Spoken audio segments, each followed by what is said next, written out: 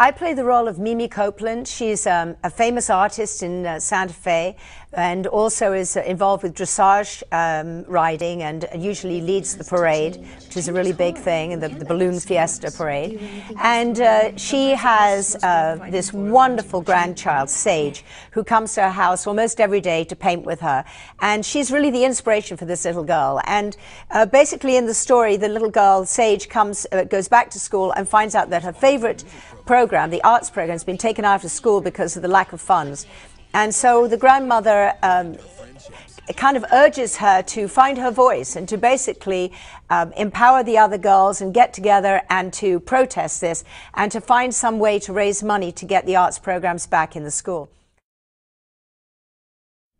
Well, actually, the funny thing is that the Sage doll could be a clone for my actual daughter, Katie, who was born a redhead. She still is a redhead, and although she has green eyes and Sage has blue eyes here. But very, very similar. And now she's just given me a grandchild called Willa, who has red hair and blue eyes. So I'm just thinking this is a sign or something. This is crazy. Plus, my daughter, Katie, was a great horsewoman. That was her great love in life. And of course, I'm an artist, so playing an artist was really special. And I really feel very strongly about the message of keeping the arts in programming in schools. It's incredibly important, especially when you think of, in real life, what are the jobs that everyone needs? Where they want web designers, they want people to design video games, they want people to do advertising. It's all art. It's arts and music. And how crazy is it that we're taking it out of the schools?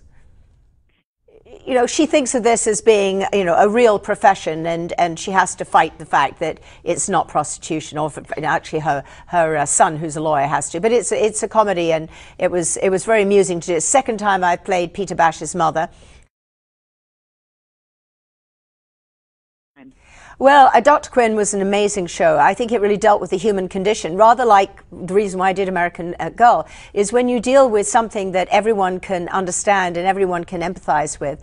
And there was a really great role model, that character. I mean, Dr. Quinn wasn't always right, but she would listen and she would learn and she would change her attitude towards things. She made a difference, and she fought for the rights of people and fought to have a voice at a time when women didn't have a voice. So all in all, I'm so thrilled that I did. It was, I think, 170 hours of Dr. Quinn. And Joe Lando and I are trying right now to see if we can come back and do it one more, just one more.